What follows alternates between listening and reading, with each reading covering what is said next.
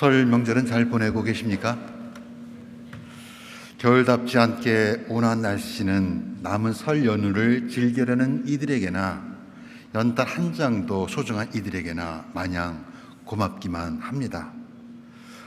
남은 겨울 모두에게 따뜻한 계절이었으면 좋겠습니다.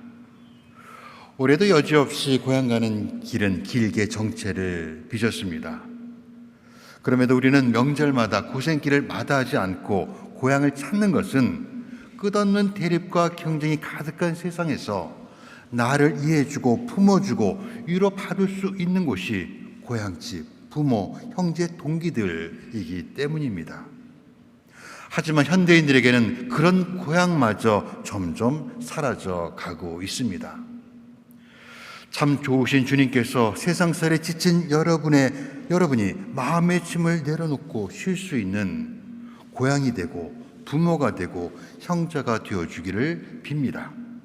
지금 계신 여기가 여러분의 고향입니다. 성부와 성자와 성령의 이름으로 말씀드립니다. 오늘은 공연 후 마지막 주일입니다. 동방박사의 방문으로 시작한 공연절기 내내 우리가 읽은 복음은 주님의 세례 그리고 성전 봉헌 축일로 이어지며 말씀이 사람이 되신 예수님의 신성을 강조해 왔습니다. 그리고 십자가 여정이 시작되는 사순절 직전 공연 후 마지막 주일에는 언제나 예수님의 영광스러운 변모 이야기를 들려줍니다. 오늘 이야기는 십자가를 만류하는 베드로를 꾸짖으신 다음 사람의 아들은 고난을 받고 대사제들과 율법 학자들에게 버림을 받아 그들의 손에 죽게 될 것이라는 예수님의 첫 번째 산 예고 직후에 나옵니다. 예수님이 예루살렘에 당도하면 왕좌에 오르실 것을 기대하던 제자들은 청천벽력 같은 예수의 말씀에 혼란에 빠집니다. 이렇게 첫 번째 산 예고가 있고 나서 엿새 후 예수님은 두려워하는 제자 셋을 데리고 산으로 올라가셨습니다. 아마도 순환에 관한 예수의 말씀이 내내 마음에서 떠나지 않던 제자들의 발걸음은 무거웠을 것입니다. 루터가 십자가 복음이라고 불렀던 마르코 복음은 엿새우라는 숫자에 제자들의 어둡고 불안한 마음을 담아 전하고 있습니다. 성서에서 셋과 일곱 그리고 12는 완전한 숫자인 반면에 6은 충만함에 이르지 못한 불완전한 수로 간주되었고 예수께서 십자가에 달려 있었던 시간과 같은 6이라는 수는 어둠의 때를 의미합니다. 그런데 반전이 일어났습니다. 산에 오르신 예수님은 베드로, 야고보, 요한이 보는 앞에서 해와 같이 눈부시게 변모합니다. 마치 고치가 나비로 변하고 겨우내 차가운 땅속에 묻혀있던 알뿌리가 사랑스런 봄 수선화로 피어나듯 완전히 모습이 바뀌었습니다. 유대인이라면 누구나 이 장면에서 오늘 변모 사건이 출애굽기 이야기의 한 부분과 연관되어 있다는 것을 떠올릴 것입니다. 출애굽기 34장에서 모세는 시나이 산 위에 있습니다. 산 주변에 검은 구름이 소용돌이치고 번개가 번쩍이며 천둥이 으르렁거리더니 하나님이 나타나 모세와 대화를 나누고 언약을 맺으셨습니다. 그 증거판을 들고 내려오는 모세 얼굴을 보고 사람들은 두려워하며 가까이 다가서지 못합니다. 모세의 얼굴이 해처럼 밝게 빛나고 있었기 때문입니다. 그 빛은 하나님의 현존을 드러내는 것만 같았습니다. 그때처럼 예수님을 둘러싸고 있는 하나님의 영광과 광채로 혼매진 베드로와 제자들 앞에 위대한 예언자 모세와 엘리야가 나타나 예수님과 이야기를 나눕니다. 누가복음은 그들은 예수께서 머지않아 예루살렘에서 이루시려는 일, 곧 그의 죽음에 관해 이야기를 하고 있었다고 말합니다. 베드로와 다른 2명의 제자들은 예수님의 유대인의 신앙과 삶의 두 기둥인 율법과 예언자를 대표하는 모세와 엘리야와 동등한 위치에 있는 것에 경탄합니다. 놀란 광경을 목격한 베드로는 여기에 초막셋을 지어 함께 지내자고 말합니다. 만약 그 일이 오늘 일어났다면 베드로는 너무 황홀한 그 순간을 영원히 기억하기 위해 기념사진을 찍으려 했을 겁니다. 성서는 베드로가 엉격결에 두려워서 그랬다고 전하지만 아마도 그는 고난이라는 현실에서 도피하고 싶었는지 모릅니다. 하지만 현실을 도피하기보다는 마주하는 용기가 신앙입니다. 그래서인지 몰라도 구름이 걷히며 하늘에서 이는 내 사랑하는 아들이다 하는 음성이 들려옵니다. 마르코 복음에는 그리스도의 정체성에 관한 세 가지 중요한 증언이 있습니다. 첫 번째는 예수께서 요르단강에서 세례를 받으실 때 하늘이 열리며 들려왔던 너는 내 사랑하는 아들, 내 마음에 드는 아들이다 하는 음성입니다. 이는 영광의 순간입니다. 마지막은 십자가 위에서 예수님의 숨을 거두시자 백인 대장은 이 사람이야말로 정말 하느님의 아들이었구나 라고 고백합니다. 이는 고난의 순간입니다. 이 두 고백 사이에 예수님의 영광과 고난이 결합된 고백이 나옵니다. 예수 변모 사건입니다. 예수 변모 사건은 예수님의 고난과 영광을 이어주는 다리입니다. 우리는 그 다리를 건너 부활의 신비에 이르게 됩니다. 십자가와 부활, 둘은 뗄 수 없는 관계입니다. 오늘 변모 사건에서 예수의 모습이 변하고 그 옷이 눈부시도록 희게 빛난 것을 두고 성서학자들은 하느님께서 하늘과 땅 사이의 휘장을 젖혀 그분의 나라를 잠깐 보여준 것으로 이는 고난과 십자가를 넘어 영광스러운 부활을 예표하는 것이라고 말합니다. 그래서 오늘 이야기는 결코 새벽이 오지 않을 것 같은 어둠 저편에 태양이 빛나고 있다는 것을 상기시켜주는 희망의 이야기며 부활 미리 보기입니다. 우리는 높은 산 꼭대기에서 예수님의 영광과 승리 그리고 신비에 흠뻑 젖어 용기를 가지고 이번 주 제수요일부터 시작하는 사순절 계곡으로 내려가게 될 것입니다. 그런데 오늘 일독서와 복음서에는 하나님의 영광과 마주하는 인간의 슬픈 이야기가 담겨 있습니다. 베드로는 예수님과 모세 그리고 엘리야와 오래도록 함께 있고 싶은 인간적 욕망에 초막셋을 지으려 하고 떠나려는 스승을 붙잡으려는 엘리사는 스승 엘리야가 불수레를 타고 회오리 바람에 휩쓸려 하늘로 올라가자 자기 겉옷을 둘로 찢으며 애통해야 합니다. 막달라 마리아가 부활하신 예수님을 붙잡고 절대 놓지 않으랬던 것처럼 엘리사와 베드로는 이 순간을 붙잡고 영원히 간직하고 싶었습니다. 그러나 이는 예수님이 우리에게 바라시는 방식이 아닙니다.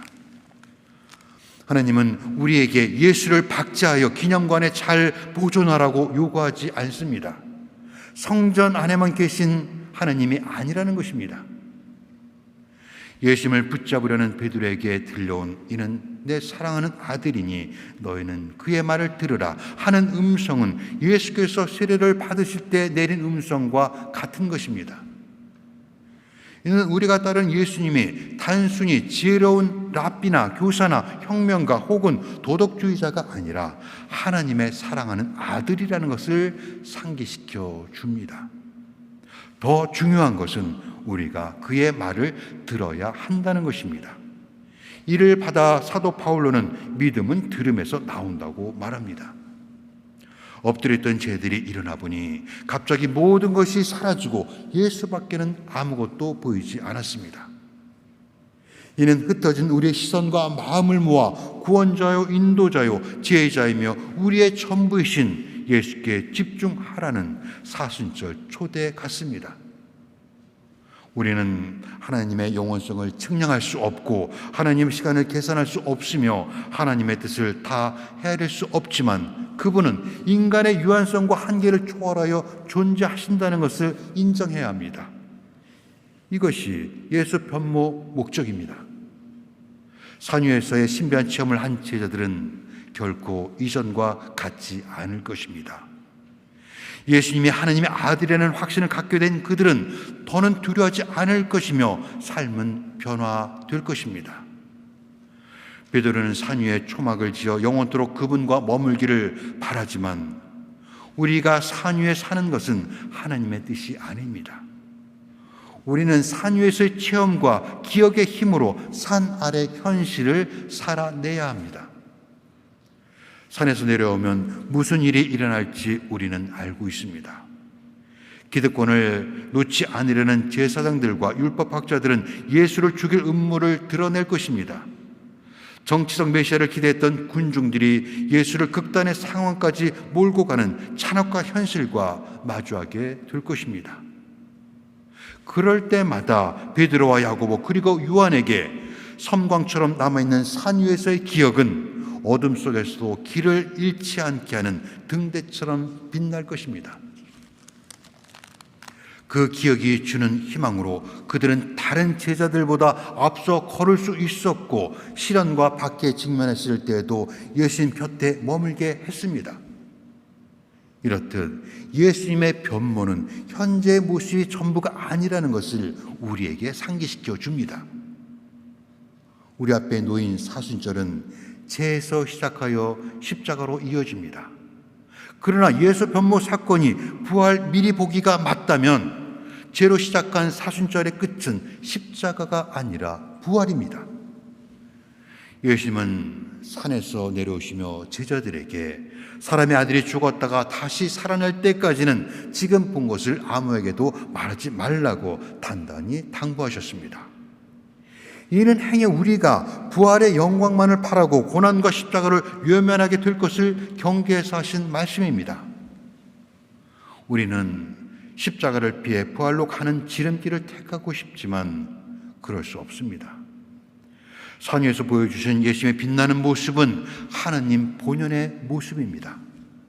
하지만 빛나는 얼굴은 어둠 속에서 비춰오너라 말씀하신 하나님께서 우리의 마음속에 당신의 빛을 비추어 그리스도의 얼굴에 빛나는 하나님의 영광을 깨달을 수 있게 해주실 때까지는 볼 수 없다고 사도 바울은 오늘 이 독서에서 말합니다. 우리는 십자가의 길 그 끝에서 빛나는 하나님의 얼굴을 뵙게 될 것입니다. 예수님의 당부대로 산 위에서 있었던 일에 침묵했던 베드로, 그는 예수님이 부활하신 다음에야 그날에 있었던 일을 베드로후서 1장 16절에서 이렇게 회상하고 있습니다. 우리는 그분이 얼마나 위대한 분이신지를 우리 눈으로 보았습니다. 하느님께서 그분을 가리켜 이는 내 사랑하는 아들, 내 마음에 드는 아들이다 말씀하시는 그 음성을 거룩한 산에서 직접 들었습니다. 여러분의 마음속에 동이 뜨고 샛별이 떠오를 때까지는 어둠 속을 밝혀주는 등불을 바라보듯이 그 말씀에 주의를 기울이는 것이 좋겠습니다. 빛의 계절 공연절기가 끝나고 사순신기를 준비하면서 우리의 초점은 빛을 축하하는 것에서 성찰과 회개를 통해 잃어버린 하나님의 형상을 회복하는 것으로 옮아갑니다. 그렇게 해서 부활의 동이 트기까지 빛이신 그리스도를 따라 걷는 사순절 여정을 마칠 때쯤에는 우리의 모습이 빛나는 그리스도의 얼굴을 닮아 있을 것입니다. 교회는 해마다 2월 11일을 병자들과 그들을 돌보는 이들을 기억하며 병자들을 위한 기도일로 지키도록 하고 있습니다. 때로 우리 삶에 어둠이 내리면 하나님께 버림받았다고 느낄 때가 있습니다. 그것이 암이나 난치병이라면 더더욱 그렇습니다. 그러나 하나님은 높은 산 위에만 계신 것이 아니라 산 아래서 살아가는 우리와 함께 계십니다. 우리가 길을 걷거나 운전할 때, 일할 때나 쉴 때처럼 평범한 일상 중에 함께 계시고, 우리가 병들고 약하고 외롭고 고통받을 때 주님은 더 가까이 계십니다. 이것이 오늘 이 독서 고린도 후서에서 바울로가 우리는 아무리 짓눌려도 찌부러지지 않고 절망 속에서도 실망하지 않으며 궁지에 몰려도 빠져나갈 길이 있으며 넘어져도 죽지 않는다고 확신에 차서 말할 수 있었던 근거입니다. 오늘 일독서에서 엘리사는 스승 엘리야가 떠나가자 두려워하지만 신실하신 하나님은 그를 혼자 내버려 두지 않으셨듯 우리가 희망과 절망, 용기와 두려움 그 모두가 하나님에게서 온다는 것을 믿는 한 주님은 우리를 떠나지 않으실 것입니다. 주님은 새벽이 절대 오지 않을 것 같은 어둠 속에서도 눈부시게 변모하게 될 그날이 반드시 오리라는 믿음으로 치유의 소망을 놓지 말라고 오늘 복음의 변모 사건을 통해서 말씀하고 계십니다. 이 시간 치유의 샘물이신 그리스도를 사모하며 투병하고 있는 우리 교우들을 기억하고 함께 기도해 주시기를 청합니다. 기도합시다. 생명이신 주님, 우리가 손들고 주님 앞에 나와 약하고 병들고 고통받는 우리의 형제 자매들을 주님께 의탁하오니 우리의 부르짖음이 주님께 사무치게 하소서. 강수경 마르다, 강은복 데레사, 권희수 윌리엄, 김강경 엘리야, 김경자 루시아, 김길자 아가타, 김두현 토마스, 김미경 마가렛, 김미경 김영우 제이든, 김용부 요한, 김용아 요한, 김정아 휘데스, 김준 보나벤투라, 김현태 요엘, 문기령 베로니카, 문유찬 바우로, 박경인 엘리사벳, 박계순, 박주영 니콜라, 손호진 루카스, 송화순 마리아, 신하영 엘리사벳, 안성난 마르다, 안중숙 리브가, 안혜영 클라라, 오세익 아브람, 원희중 헬레나, 유옥경 앵리스, 유은진 에텔드리다, 유호찬 프란시스, 이민경 에스터, 이보경 헬레나, 이복순 마리아, 이상미, 이은규, 이은주 미리암, 이재희 마가렛, 이주의 제루뚜르따, 이예원 엘리사, 장윤서 마리아, 정가진, 정영량 루시안, 조병호 베드로, 조용수 마리아, 조정장 프란시스, 주은선 루시, 최기준 마띠아, 최묵서 루시아, 최문정 베로니카, 최재민 모세, 한규순 미다, 허선용 모니카, 현윤옥 요한나, 홍만이 아가타, 홍춘현 베로니카, 홍춘경 다비다, 황우옥 헬레나. 주여, 이들의 이름을 기억하시어 생명이신 당신의 손길로 상처를 어루만져 주시고 두 팔로 안아주시어 시련을 이길 수 있는 용기와 힘을 허락하시고 강건함을 주옵소서. 우리 주 예수 그리스도 이름으로 기도합니다. 아멘.